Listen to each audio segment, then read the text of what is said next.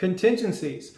Those are one of the biggest parts of a contract other than your price and escrow period and things like that. So you have three standard contingencies, and this matters to both the buyer and the seller for different reasons. The first contingency we'll say is the loan contingency. This one's sort of the easiest one because it is whether or not the buyer can get their loan. Standard California contracts give 17-day contingencies for the buyer to get their loan approval, get their appraisal back, and do any home inspections. If during this time something doesn't work out, they're not happy with the home inspection, they get an appraisal and it's too low, or they get turned down for their loan, then the buyer gets to cancel the agreement and gets to keep their deposit. So when you get a contract and the buyer says they're going to give you a $20,000 deposit for escrow, they get to keep that if they cancel during their contingency periods. So like I just said, loan is the easiest one. They either get their loan or they don't. So typically they have 17 days for all these things to happen. 17 days is sort of normal for the loan contingency to leave that in place at 17. If a buyer asks for more, you would want to question that as a seller. As a buyer, you would want to ask your loan officer to make sure that they can get the underwriting done within 17 days. That should be very easy. If you have a lender who's not comfortable being able to get you approved in 17 days, you might want to talk to somebody else. The appraisal, also very straightforward. Standard contract allows for 17 days for there to be an appraisal done. If the appraisal comes back and it's lower, the buyer can cancel and keep their deposit. However, in most cases, it makes sense for both the buyer and the seller to come to an agreement about the appraisal. Sometimes that's as straightforward as the seller reducing their price to the appraised value.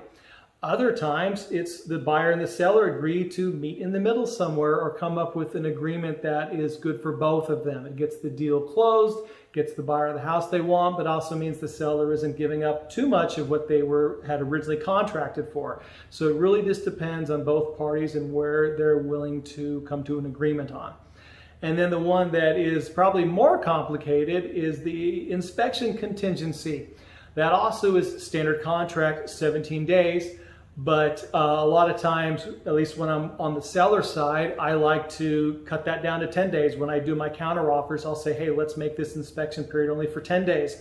Not because I'm trying to be hard-nosed or anything, it's just that if the buyer wants the house, they should make up their minds within a reasonable amount of time and do the inspections quickly. There's no reason to get 2 weeks plus down the road and then have a buyer decide that they just don't want the house.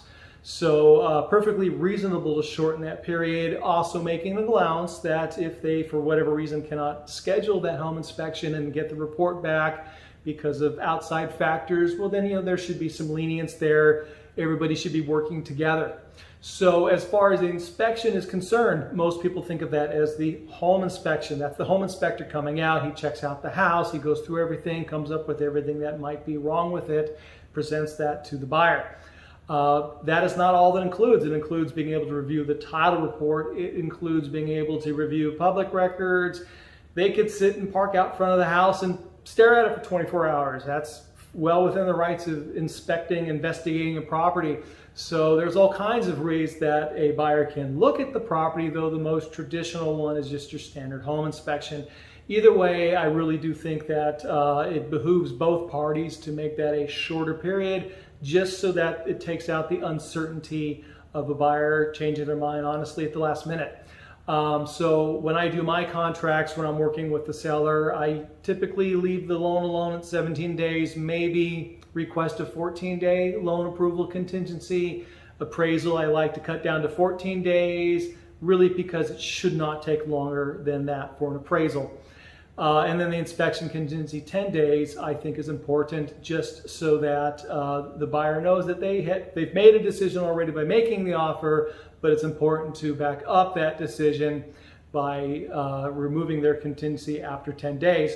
And removing contingencies is something very important to talk about. Just because there are 10 or 14 or 17 days have passed does not mean the contingency has been removed.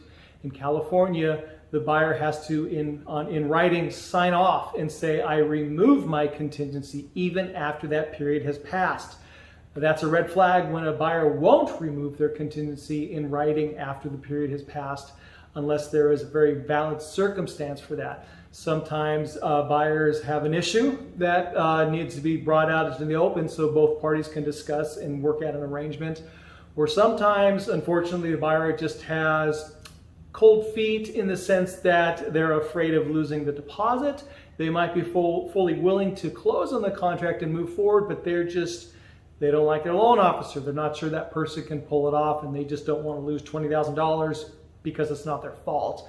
When that happens, sometimes you just got to work through it. It just really depends on the circumstances and having an open dialogue between buyer and seller and the agents involved just to come up with something that makes sense for all parties.